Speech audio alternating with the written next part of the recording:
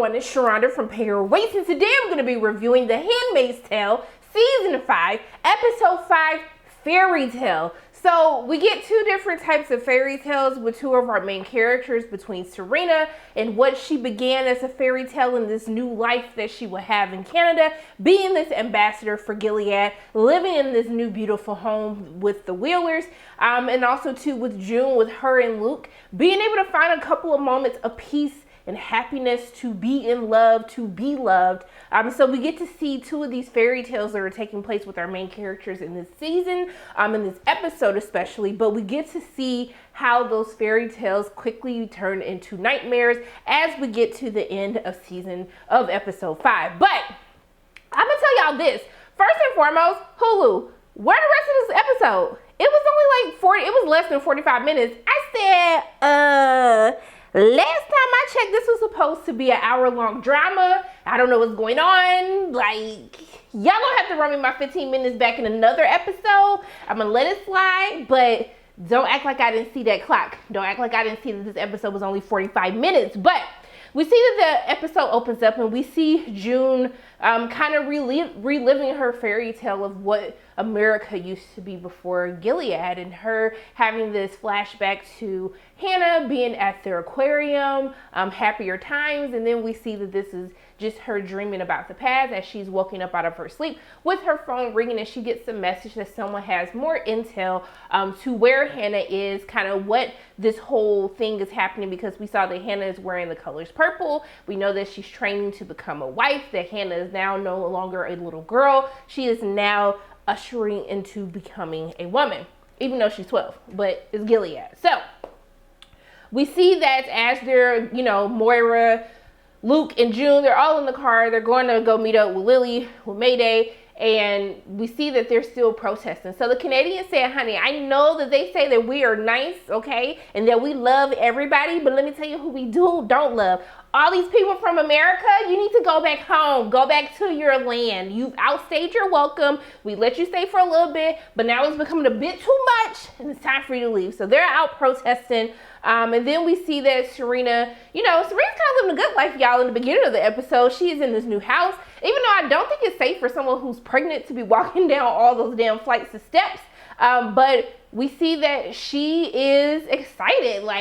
I love this beautiful shot of her kind of staring out of the window. She doesn't look like the devil as much that I know her to be, but this beautiful shot of her pregnant belly as she's kind of looking out a window. You feel like you're watching one of those lifestyle moms who have a lifestyle vlog and talk about raising their kids and all this fun stuff. That's kind of what it looks like.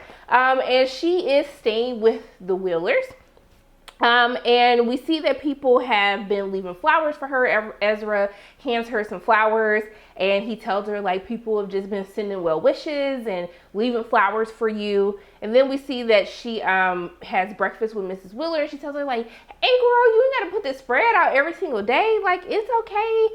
This less is more than enough for us. You don't have to pull out all the stops. But we see that these women see Serena as a symbol of hope, as a symbol of a woman who is able to become pregnant, because we know that at this point in time the world is really suffering from fertility issues.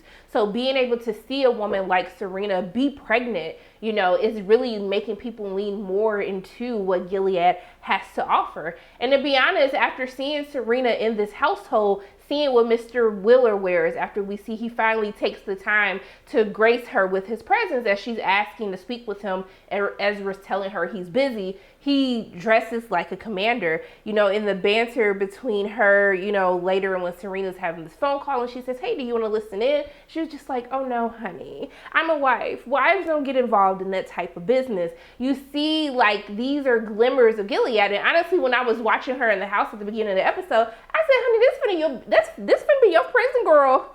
This is a prison. This is giving me Gilead vibes. This is giving me eat, get out of here, don't want to be here. So, it's crazy because Mrs. Wheeler makes this comment to Serena, I've seen this divine light in you. I said, baby, now let me tell you one thing I know that the Lord didn't do for her, okay? It ain't no light inside of her from the Lord above, okay? Because she's the devil and she comes from the pits of hell. So you sit up here saying that God put a divine light into you. I said, I know you effing lying, Mrs. Wheeler. You're delusional, okay? But we see that it's crazy because later in the episode when we see that, you know, Mrs. Wheeler invites her friends over, and then it's kind of like everyone's touching her stomach, and she feels that sense of community. She feels like that sense of she has community. She has women around her, and it kind of makes her think of several flashbacks to Gilead. We see one flashback with her and Mrs. Putnam, where they're basically in the center and they're looking at these kids. Mrs. Putnam knows she's going to hell for talking about, would you want one of them in your house? I said, one of them? Girl, they kids. Like, what you mean one of them? She said, I don't know where they came from, who they was raised by, what their house was looking like. I heard their house looked dirty. I said, Mrs. Putnam, girl, have you looked at your raggedy husband? Have you seen your creepy raggedy husband? And you sitting up here wondering about where these kids came from when I know the kids that are growing up in your house has a creep for a father. I said, how dare you? The audacity of it all. I just really didn't understand it. It was like blowing my mind. But I was dying laughing when Serena waved at the little girl, at the little kid. And the kid kind of looked like, honey, that's the devil. I'm not waving at her. I said, rightfully so. Even the kids could see that you were the spawn of Satan, okay? And I pray that that baby growing inside of you does not have an ounce of the evil that is coming from or growing inside of, all right? But I like how we had this conversation between her and Mrs. Putnam where they're kind of like turning their nose up at everything. Like, oh, I'm not having a handmaid. Me and Fred are going to keep trying. I said, honey, you're going to keep trying and fail until now, but still. And it's crazy because then we see later on in the flashback of when she's meeting Miss Lydia, and she sees these like packets of handmade documents and how they were like, Mrs. Putnam just had one. She said it was going to be, you know, it's very easy, even though Miss Putnam was talking on that smack before.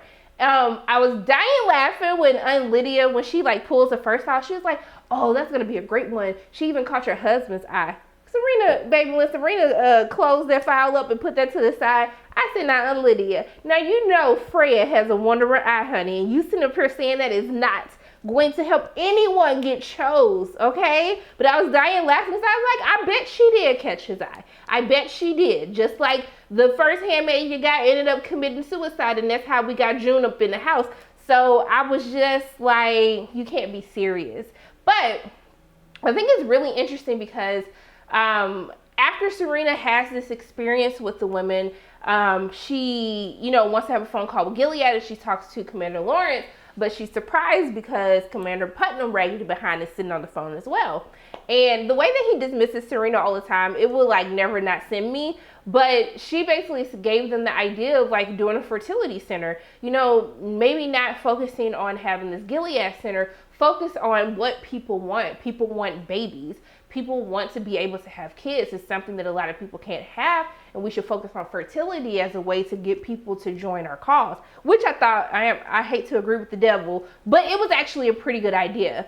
And before she could like even go back and forth about it, Commander Putnam hung up on her. And I was like, sir, was that necessary? Like, I know she was trying to tell you how to do your job, but was that even necessary?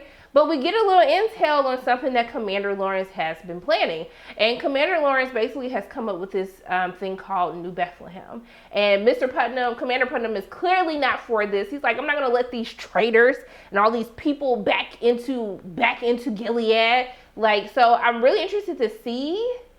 I feel like we've kind of been hinting towards something for a while. We keep seeing these like callbacks to, you know, where Serena kind of asks Luke, like, why didn't you go back for her? Like, why didn't you go back to Gilead to get her? You know, where June is telling Moira, like, how can I help my child? How can I save Hannah when I'm here? I'm not there.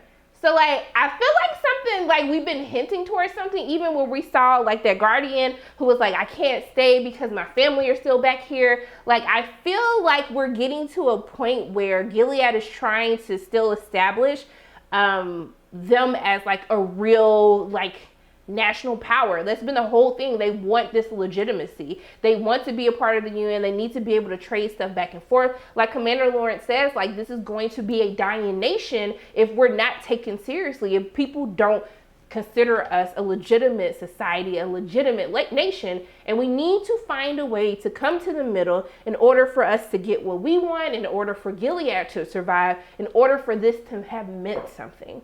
So I think that we've constantly been hinting towards, like, are people going to start going back? You see the Canadians are against them. They want to throw them out of there. there has to be a way to get everyone back to America, because now the Canadians don't want them there. And then also too, there's family that's left there. So I feel like there's more to this New Bethlehem plan. And I'm really interested to see how that's going to unfold throughout the course of the rest of this season. But as we see, we get towards the end of the episode, after he hangs up on her, we see that later in the episode, Serena tries to go take a walk, and then she sees a lady trying to leave flowers for her. And as she wants to go have a conversation with her, Ezra is like, hell to the no. Mr. Wheeler said that nobody can come in or out.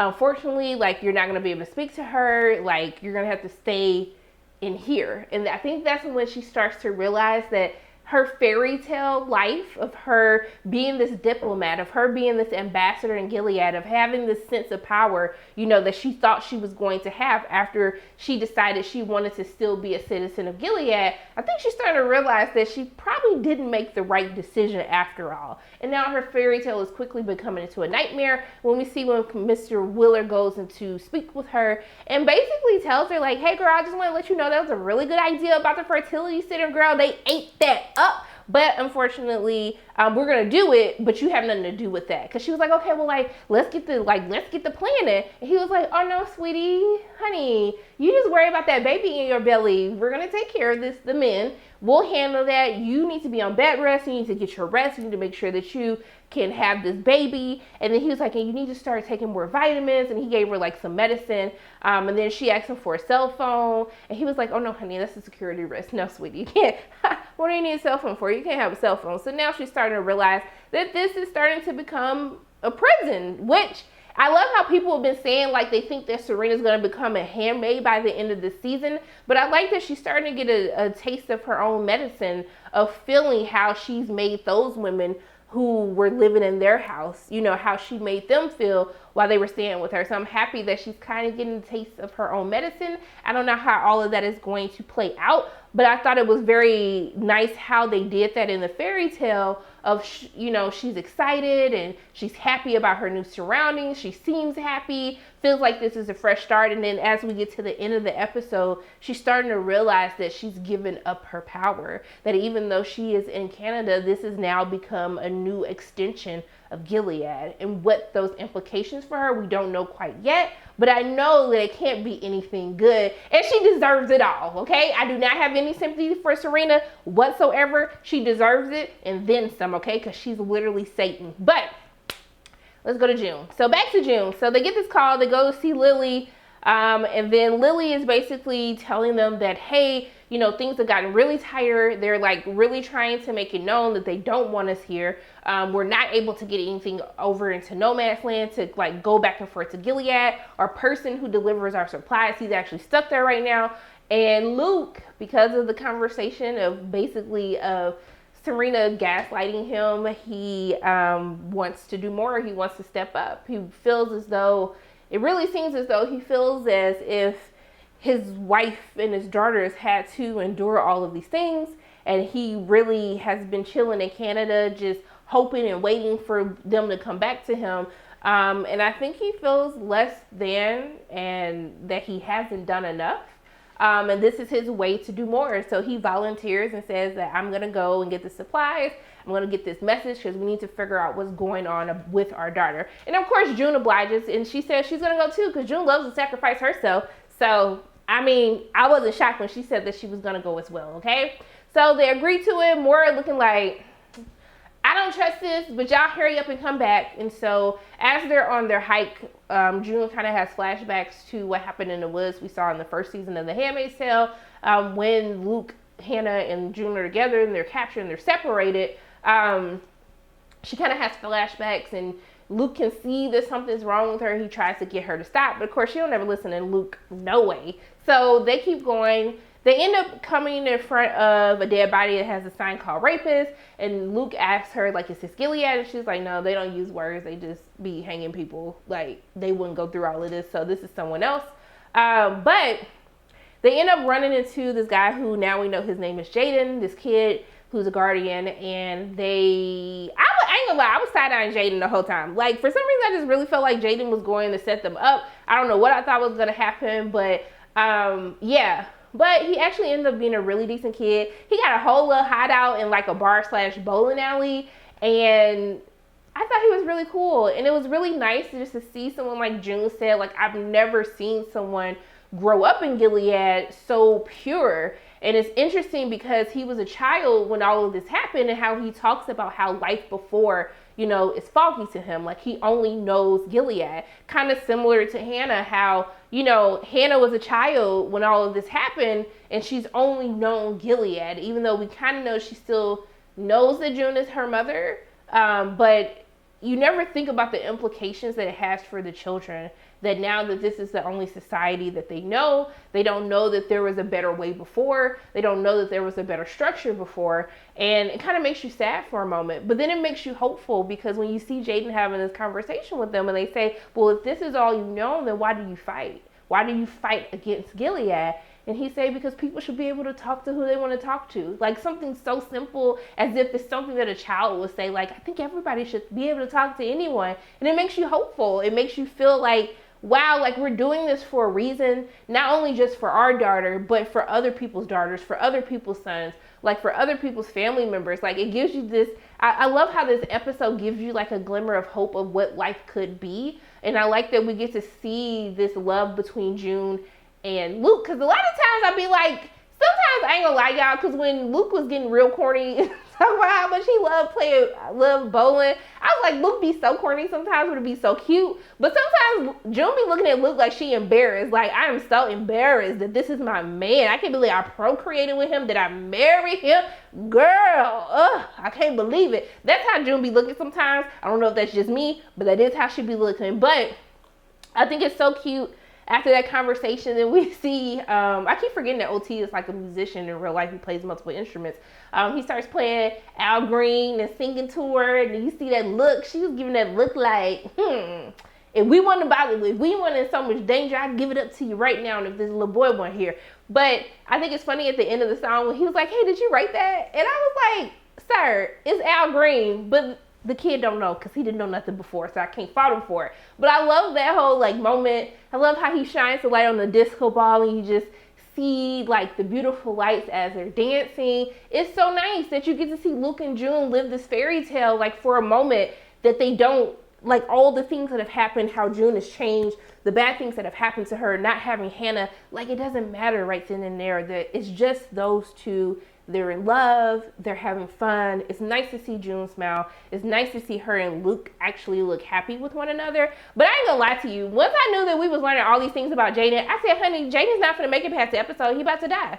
He's going to die. So he does give them information about Hannah. He hands them a flash drive, and he tells them about the school, how they try to marry, you know, the girls aren't there that long. They're treated like princesses, but they're married off pretty quickly. And, you know, so don't worry about it. He was like, she's 12, dude. Like, what are you talking about? And he was like, I mean, that's just the way it is. It's like everyone's now desensitized to the craziness that happens in Gilead. But as they leave, Jaden, of course, steps on the landmine.